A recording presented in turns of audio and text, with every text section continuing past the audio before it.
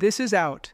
There's a property rule that separates millionaires from everyone else, and almost nobody talks about it. So here's what happened. I spent months shadowing high-level real estate investors, real players. At first, I thought I was picking up random tips and tactics. But then I noticed something strange. No matter where they were investing, no matter the market conditions, they were all doing the exact same thing, over and over again. But when I asked them directly, they'd just give me a smile, maybe a vague answer like you'll figure it out, and change the subject.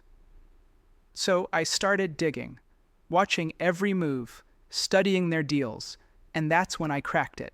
See, most people think real estate success is about buying low, selling high, or collecting passive rent checks as a landlord.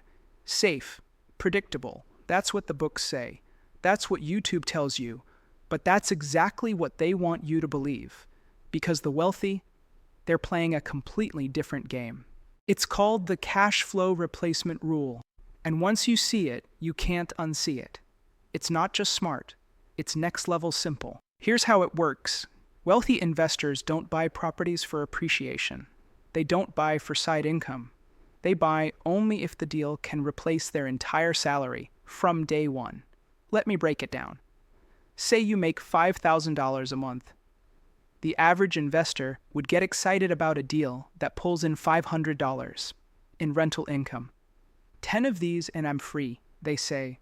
The wealthy, they skip that grind completely. They look for a single property that generates $5,000 plus every single month without the headaches of being a traditional landlord.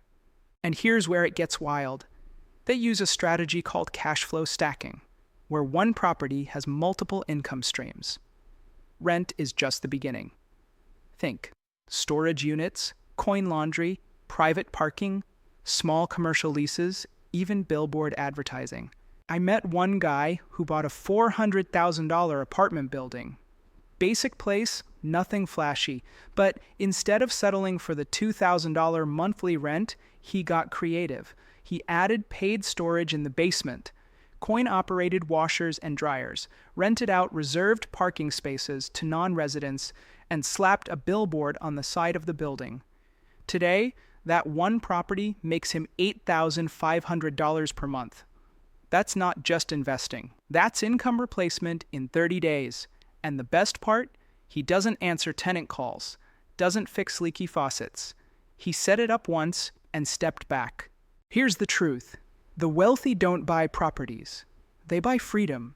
And once you understand this rule, you'll see why some people struggle for years to build a portfolio, while others are done in under 12 months. So the question is, are you ready to stop thinking like everyone else and start thinking like the wealthy? For a more detailed explanation, please click on the next video on your screen or use the link provided in the description below. Any likes and subscribes would be very appreciated.